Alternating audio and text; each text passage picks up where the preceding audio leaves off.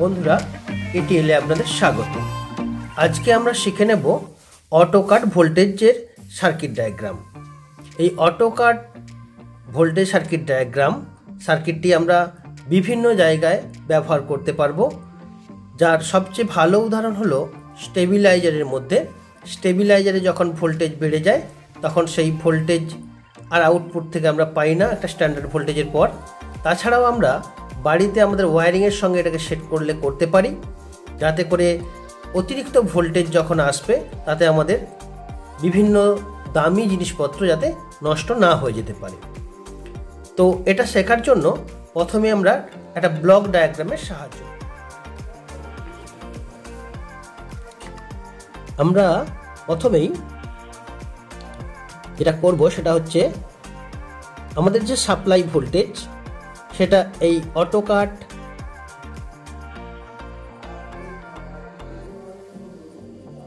পিসিবিতে দেবো এবং সেখান থেকে একটা রিলে কন্ট্রোল হবে, আর সেখান থেকেই আমরা আমাদের ডিজায়ার্ড ভোল্টেজ পাবো, অথবা ওভার ভোল্টেজ হলে সেটা কাট হবে।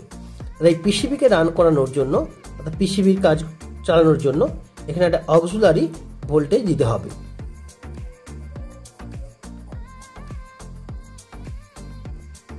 এই হচ্ছে মেন ব্লক ডায়াগ্রাম। তো এর প্রথমেই এই পিসিবি অংশটা কিভাবে কাজ করবে তার সার্কিট ডায়াগ্রামটা আমি এখানে আঁকছি। তো আমরা এই অক্সিলারি সাপ্লাই হিসাবে যেটা ব্যবহার করব সেটা হচ্ছে 12 ভোল্ট। তবে চাইলে অন্যান্য ভোল্টেজ রেঞ্জও ব্যবহার করা যাবে। তো আমরা 12 ভোল্ট এসি নিচ্ছি এই অক্সিলারির জন্য, যেটাকে প্রথমেই আমরা ডিসিতে রূপান্তরিত করব ডায়োডের সাহায্যে। এখানে কম্পোনেন্ট হিসেবে ব্যবহার করতে 1N4007 আর 12 ভোল্ট এই এসি সাপ্লাইয়ের সঙ্গে তার নিউট্রাল সাপ্লাইটাও নিয়ে নিচ্ছি আমরা। এটা হচ্ছে নিউট্রাল। ডিসিতে রূপান্তরিত করার পর তাহলে এখানে আমরা পাবো 12 ভোল্ট ডিসি, কিন্তু এটার মধ্যে রিপিল ফ্যাক্টর থাকবে। তো সেই কারণে এটাকে আমরা একটা ক্যাপাসিটারের সাহায্যে ইলেকট্রোলাইটিক ক্যাপাসিটার এখানে ব্যবহার করব। আমরা ইলেকট্রোলাইটিক ক্যাপাসিটার হিসাবে আমরা ব্যবহার করতে পারি 100 মাইক্রোফ্যারাড 50 ভোল্টের একটা ক্যাপাসিটার। দেওয়ার পর এটা আমরা একটা পিএনপি ট্রানজিস্টরের এমিটারের সঙ্গে কানেক্ট করব। পিএনপি ট্রানজিস্টরের এমিটারের সঙ্গে কানেক্ট করব, যার কিনা আরেকটা প্রান্ত, অর্থাৎ এটা হচ্ছে এমিটার প্রান্ত, এটা পিএনপি ট্রানজিস্টর হবে।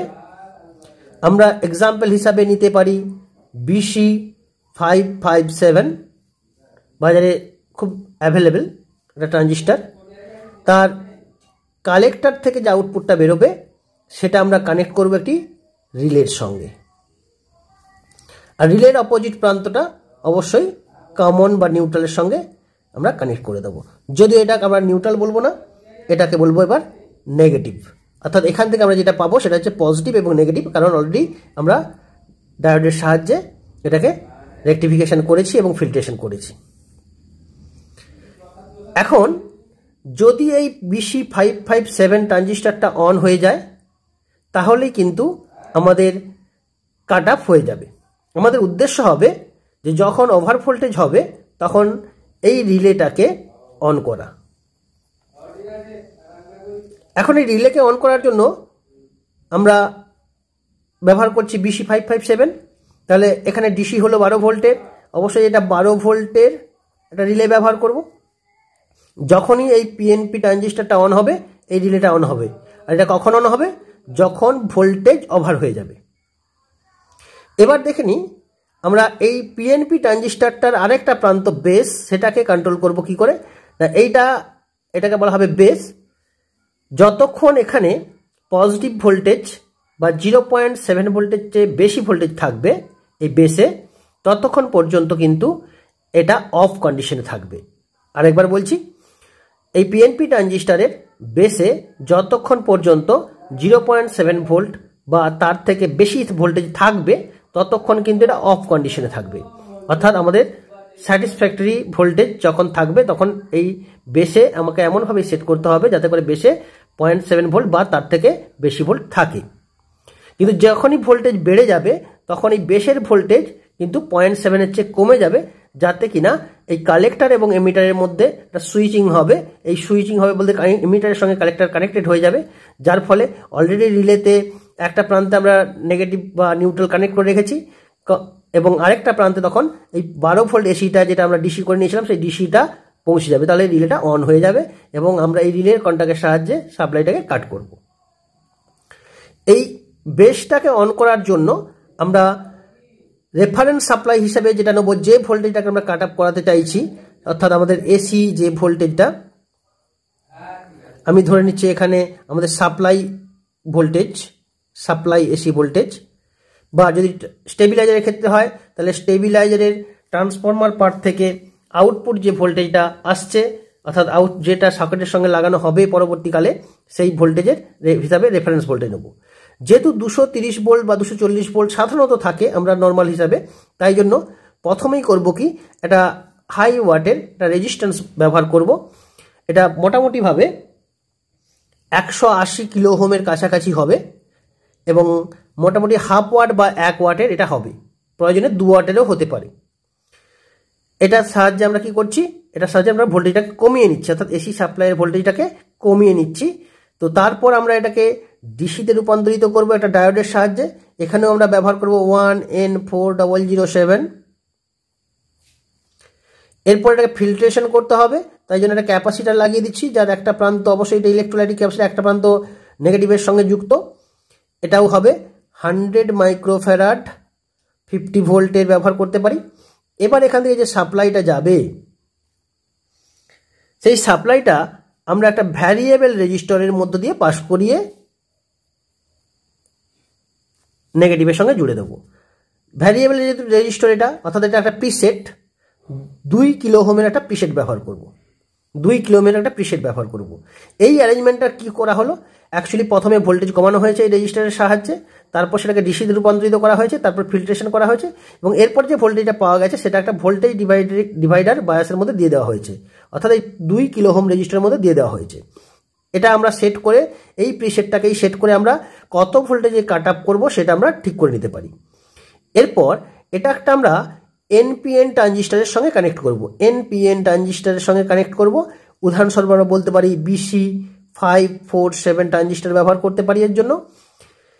এর কালেক্টর এটা, এমিটার এটা এবং বেস এটা, দিকটা হচ্ছে বেস।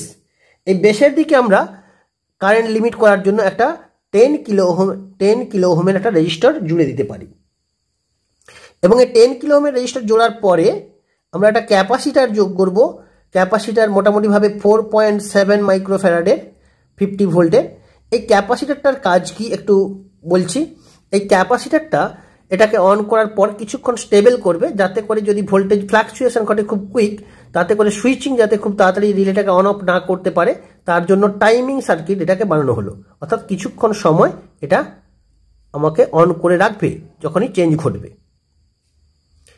তো এরপর আমরা এই এমিটারকে জুড়ে দেব নেগেটিভের সঙ্গে, আর এই কালেক্টর পার্টটাকে একটা দুটো ভোল্টেজ ডিভাইডিং সার্কিট বানাবো দুটো রেজিস্টরের সাহায্যে। এই দুটো রেজিস্টরের মান হচ্ছে প্রত্যেকটাই 2.6 কিলো ওহম করে করা যেতে পারে। আর এর মিডিল পয়েন্ট যে ভোল্টেজ ডিভাইডারে আছে সেটাকেই আমরা কানেক্ট করব কিন্তু পিএন। এবার আমরা দেখে নিই যে এটা কাজ কিভাবে করবে। নর্মাল অবস্থায় যখন ভোল্টেজ ঠিকঠাক থাকবে তখন এই পিএনপি ট্রানজিস্টার থাকবে অফ কন্ডিশনে।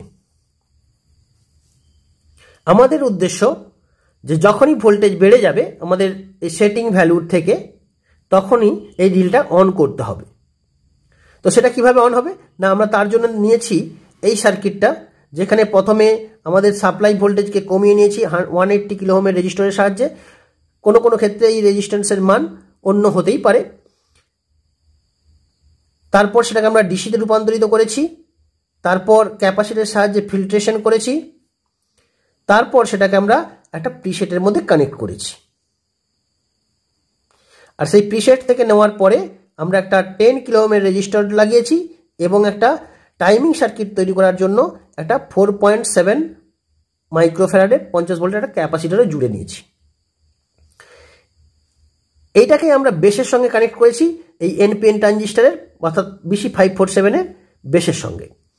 এবার সাধারণ অবস্থায় যখন নর্মাল ভ্যালু থাকবে ভোল্টেজের, তখন এই ট্রানজিস্টারটা কিন্তু এই ট্রানজিস্টারটা কিন্তু অফ কন্ডিশনে থাকবে, অর্থাৎ এর মধ্যে কোনো কারেন্ট প্রবাহিত হবে না।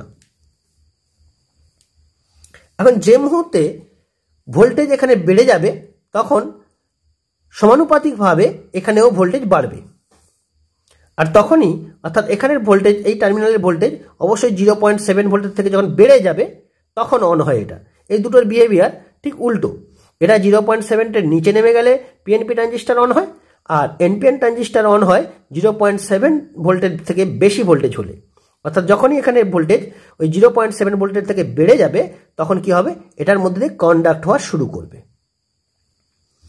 যখনই কন্ডাক্ট হওয়া শুরু করবে, আগে যদি আমি ধরে নিই এই বেসে ডাইরেক্ট 12 ভোল্ট সাপ্লাই ছিল, বাট যেহেতু এটার মধ্যে কারেন্ট প্রবাহ শুরু হয়ে গেছে তখন অবশ্যই এটার বায়াসিং ভ্যালু এমনভাবে করা হয় যাতে করে এখানে 0.7 ভোল্টের থেকে কমে যাবে ভোল্টেজ, আর তখনই এই ট্রানজিস্টার অর্থাৎ পিএনপি ট্রানজিস্টারটা অন হয়ে যাবে।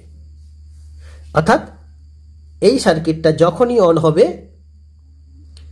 তখনই এর মধ্যে দিয়ে কারেন্ট প্রবাহ শুরু হবে, আর তখনই এই সার্কিটও অন হয়ে যাবে, এই ট্রানজিস্টার অন হয়ে যাবে।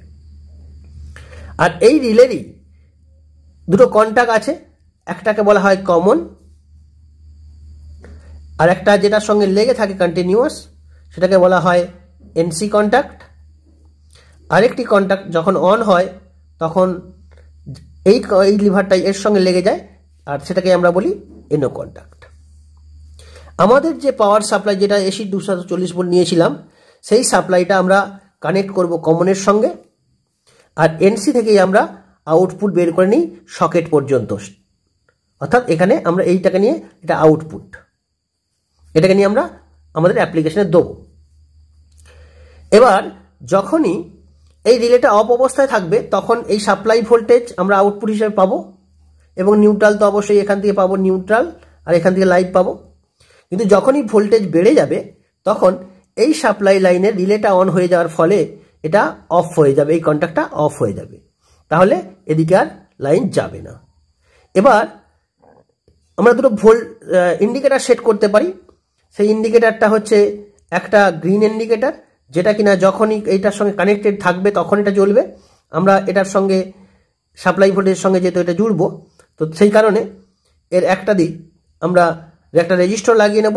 এই রেজিস্টারের ভ্যালু হবে 82 কিলো ওহম থেকে শুরু করে 100 কিলো ওহম, যার একটা প্রান্ত আমরা কানেক্ট করব অবশ্যই এনসি কন্টাক্টের সঙ্গে, এবং আরেকটা প্রান্ত কানেক্ট করব আমরা নিউট্রালের সঙ্গে বা নেগেটিভের সঙ্গে। এবার আসছি, কাট অফ হয়ে গেলে তো একটা ইন্ডিকেটার দরকার, অর্থাৎ সেটা লাল লাইট জ্বলবে, তাই জন্য আমি লাল কালার দিয়ে আঁকছি। এখানেও একই রকমভাবে একটা ইন্ডিকেটার অ্যারেঞ্জমেন্ট করব, যেটা 82 কিলো ওহমের, যার একটা সাইড আমরা জুড়ে নেব এনও কন্টাক্টের সঙ্গে, অর্থাৎ যখন রিলেটা অন হয়ে থাকবে তখন যাতে জ্বলে, এবং আরেকটা সাইড অবশ্যই কানেক্ট করবো আমরা এই নিউট্রাল বা নেগেটিভের সঙ্গে। তাহলেই যখনই ভোল্টেজ নর্মাল কন্ডিশনে অবস্থায় থাকবে তখন গ্রিন লাইট জ্বলবে, এবং যখন কাট অফ হয়ে যাবে তখন রেড লাইট জ্বলে উঠবে, এবং সঙ্গে সঙ্গে সাপ্লাইও বন্ধ হয়ে যাবে। এই সার্কিটটি আমরা অ্যাকচুয়ালি ব্যবহার করি স্টেবিলাইজারের মধ্যে। এবার আমাদেরকে এখানে কিছু জিনিস জানতে হবে, যে একটা স্টেবিলাইজারের মধ্যে এই যে কমপ্লিট সার্কিট, সেই কমপ্লিট সার্কিটের টার্মিনালগুলোকে আমরা চিনব কী করে।